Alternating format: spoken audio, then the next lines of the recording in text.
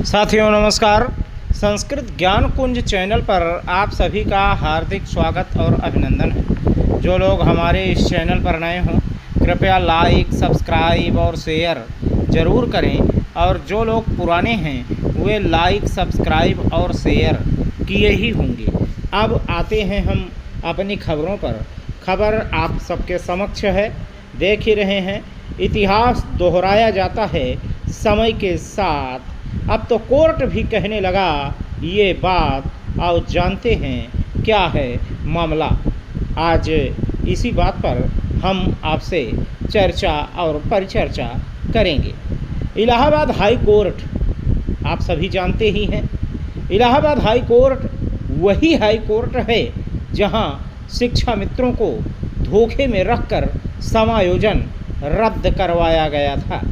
8 साल लगातार शिक्षा मित्रों को छोटा दिखाने के लिए तरह तरह की भ्रांतियां और अफवाहें उड़ाई गई, लेकिन कोर्ट तो अफवाहों और भ्रांतियों से ऊपर होता है। आपको हम बताना चाहेंगे कि आज टू टाइम्स ऑफ संवाददाता, एक टाइम्स ऑफ इंडिया के संवाददाता हैं, उन्होंने एक टिप्पणी लिखी थी कि इलाहाबाद हाई कोर्ट का बड़ा फैसला, शिक्षा मित्रों को मिलेगा सम्मानजनक वेतन।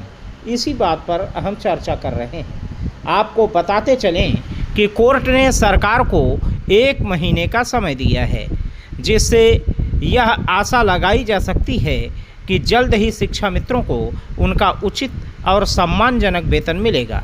कोर्ट का निर्णय शिक्षा मित्रों के हक में है, ऐसा वकीलों का कहना है। इलाहाबाद हाई कोर्ट में जस्टिस सलील कुमार राय की अदालत में इस मामले पर सुनवाई हुई। कोर्ट ने राज्य सरकार को आदेश दिया कि वह शिक्षा मित्रों के मानदेय को बढ़ाने के संबंध में एक निर्णायक कदम उठाए। कोर्ट ने यह निर्देश भी दिया कि सरकार इस निर्णय के अनुपालन का हलफनामा अगले 1 महीने में पेश करे। इसके साथ ही कोर्ट ने राज्य सरकार के प्रमुख सचिव को 1 मई तक इस आदेश के अनुपालन की रिपोर्ट दाखिल करने का आदेश दिया है।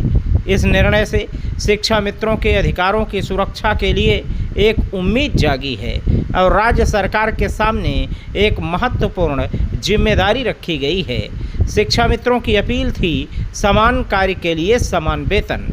यह याचिका वाराणसी के विवेकानंद और अन्य शिक्षा मित्रों के द्वारा 2023 में दायर की गई थी, जिसमें उन्होंने समान कार्य के लिए समान मानदेय देने की अपील की थी। शिक्षा मित्रों ने अपने काम की सख्त प्रकृति और लगातार बढ़ते कार्यभार को ध्यान में रखते हुए अपने वेतन में वृद्धि की मांग की थी। यह मामला तब और गंभीर हो गया जब कोर्ट ने राज्य सरकार से कहा कि वो एक समिति गठित कर शिक्षा मित्रों के लिए सम्मानजनक वेतन तय करे, लेकिन इसके बावजूद सरकार ने कोर्ट के आदेश का पालन ही नहीं किया, जिसके बाद अवमानना याचिका दायर की गई। इस याचिका में शिक्षा मित्रों ने अदालत से अनुरोध किया कि सरकार को आदेश का पालन करने के लिए मजबूर किया जाए। राज्य सरकार का इस पर क्या रुख है? बढ़ेगा वेतन? राज्य सरकार की ओर से दी गई दलील ये थी कि मानदेय में बढ़ोतरी को लेकर अभी संबंधित विभागों के बीच विचार विमर्श चल रहा है। राज्य सरकार का कहना था कि वे इस मुद्दे पर जल्दी कोई ठोस कदम उठाने के लिए काम कर रहे हैं। हालांकि अदालत ने इसे अपर्याप्त मानते हुए 1 महीने के भीतर इस मुद्दे पर एक निर्णायक कदम उठाने का भी आदेश दिया है। आज स्थिति ये आ गई, जिस समय आपका समायोजन निरस्त हुआ, ये वही अदालत था, ये वही पीठ थी, बस जज की बदली हुई है। आपको बता दें कि हमारे उत्तर प्रदेश के इतिहास में एकमात्र ऐसी शिक्षक भर्ती जो भ्रष्टाचार, पक्षपात, घूसखोरी, फ्रॉड, मुकदमेबाजी, नेतागिरी और महाघोटाले की बेमिसाल नजीर है, आप उस भर्ती का नाम अवश्य ही जानते होंगे। 69,000 भर्ती के बारे में हमारे उत्तर प्रदेश बेसिक शिक्षा परिषद में सहायक अध्यापकों की कोई भर्ती नहीं हुई है 69,000 के बाद। आपसे छोटा सा प्रश्न ये है कि भर्ती न होने से सर्वाधिक लाभ किसको हो रहा है? भर्ती न आने से सर्वाधिक नुकसान किसका हो रहा है? आप सोचो। आपको हम बता दें कि वेतन ही मिलेगा। आप अधीर और भ्रमित बिल्कुल मत होइए, आपको वेतन मिलेगा, आपको मानदेय नहीं मिलेगा। और एक चीज़, हमारे उत्तर प्रदेश बेसिक शिक्षा परिषद में 8 साल से प्रमोशन, ट्रांसफ़र, भर्ती और समायोजन न होने के प्रमुख कारण क्या हैं? आप सोच सकते हैं, क्या हैं? समझिए, कृपया अवश्य बताएं। हम आपसे प्रामाणिक एवं विश्वसनीय जानकारी की भी अपेक्षा करते हैं। यदि आप सोच रहे हैं कि हमारी भाजपा सरकार ने 2 क्रमागत भर्तियां शिक्षा मित्रों द्वारा धारित पदों पर की हैं, तो यह आपकी भूल है। आज से ही शंका का समाधान कर लीजिए। शिक्षा मित्रों द्वारा धारित पदों को छोड़कर ही ये दोनों भर्तियां हुई हैं। ऐसा नहीं है कि शिक्षा मित्रों के पदों पर हो गई हैं। आपको हम और बताना चाहते हैं कि आप लोग निश्चिंत रहिए, आप सभी को वेतन ही मिलेगा। माननीय सुप्रीम कोर्ट ने 51,112 पदों पर तीसरी क्रमागत भर्ती का आदेश ही नहीं दिया है। हमारे नेताओं ने, हमारे 2 कौड़ी के नेताओं ने विभिन्न प्रकार की आवाज़ें उठाई। 18/11/2020 को तीसरी क्रमागत भर्ती की खबर प्रसारित कर दी कि तीसरी क्रमागत भर्ती होगी, उसमें फिर से वेटेज मिलेगा, उसमें ऐसा होगा, उसमें वैसा होगा, जबकि कोर्ट ने आदेश में कहीं कुछ लिखा ही नहीं है। परंतु लोगों ने इसको इतना प्रचार किया, इतना प्रसारित किया कि हमारे शिक्षा मित्र साथी, उन्हें भोले भाले शिक्षा मित्र साथी उन्हीं के बातों में आते गए और आज इस दशा को प्राप्त होते गए। जिस मीडिया ने शिक्षा मित्रों को 25,000 मानदेय वृद्धि की खबर दी, 5 साल पहले इसी मीडिया ने डीएलएड वालों को 97,000 योग्य शिक्षक भर्ती की खबर दी थी। उन्होंने भरोसा भी कर लिया था। आज ये ओवरेज होकर आराम से फांसी लगा रहे हैं और हमारे यहाँ छात्र शिक्षक अनुपात बराबर है। ऐसा आपको समझना चाहिए। ये क्या हो रहा है? आखिर बगल पड़ोसी राज्य में विभिन्न प्रकार की भर्तियां निकल रही हैं, कहीं ATRE 2, कहीं 3, कहीं 4, इस प्रकार की भर्तियां निकल रही हैं BPSC में। और इधर आपके झारखंड में भर्तियां निकल रही हैं, आपके राजस्थान में भर्तियां निकल रही हैं, आपके यूपी में भर्ती क्यों नहीं निकल रही है? आपको समझना चाहिए, आपको सोचना चाहिए, आपको जानना चाहिए।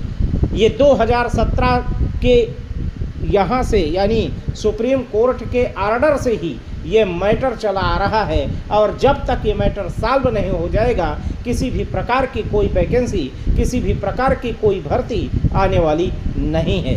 और ये मैटर आप सबके समक्ष है, आप सबके सामने है। आपको हम बताना चाहते हैं कि बीएड जो है वो प्राइमरी में वैलिड होने जा रहा है और आप सभी का स्थानांतरण भी होने वाला है। स्थानांतरण होने के बाद और जो टेट और सीटेट लोग हैं उन सभी का समायोजन होना है और नॉन टीटी शिक्षा मित्र जो हैं, जो कि टेट पास नहीं कर सके हैं, अगर अभी सीटेट की परीक्षा होगी भविष्य में और कोशिश करके आप लोग पास कर लीजिए तो आप प्राइमरी में आ जाएंगे, अन्यथा की दशा में आप प्री प्राइमरी में रहेंगे और वेतन भी एक सम्मानजनक आपको मिलेगा, मानदेय नहीं मिलेगा। ये एकदम तय है, इसमें कोई दो राय नहीं है। एक बात और हम बताना चाहेंगे, बहुत सारे लोग उल्टे सीधे कमेंट करते हैं, ऐसा कुछ नहीं हो रहा है, ऐसा कुछ नहीं होने वाला है। ठीक है, अच्छी बात है, ये आपकी सोच है, आपकी बात है और जब जिस दिन होने लगेगा उस दिन आपसे हम बात करेंगे कि अब बताइए क्या हो रहा है और क्या होने वाला है। ये सारी चीज़ें आपके सामने आएंगी, बस धैर्य रखिए। बहुत सारे लोगों ने पहले कमेंट किया था कि बीएड कभी भी प्राइमरी में वैलिड नहीं होगा। मैं आपको चैलेंज करता हूं कि बीएड पर मुहर लग चुकी है और बस घोषणा, एक औपचारिक घोषणा बाकी रह गई है और 1-2 दिन में वो भी हो जाएगी, यानी इसी मार्च के अंदर ही बीएड पूर्ण रूपेण प्राइमरी में वैलिड हो जाएगा। उस समय लोगों ने हमारी बातों को दरकिनार किया और कहा ये दीवा स्वप्न देख रहे हैं, ये ऐसा कर रहे हैं, ये वैसा कर रहे हैं। बस थोड़ा सा धैर्य रखिए, आपका भी कार्य होने ही वाला है। मैंने कह रखा था कि स्थानांतरण होगा, स्थानांतरण के जस्ट बाद बीएड इत्यादि वैलिड हो जाएगा। उसके बाद पुरानी यानी यूपी टीईटी 2011 और इधर टेट सीटेट पास शिक्षा मित्र अनुदेशक, इन सभी का समायोजन प्राइमरी में होना है उम्र में छूट दे दे करके। बस थोड़ा सा धैर्य रखिए, बस कुछ ही दिनों की और बात है। हम आपको एक बात और बताना चाहेंगे कि इन डेमो और इंटरव्यू यानी साक्षात्कार और डेमो की प्रक्रिया नेप में रखी गई है।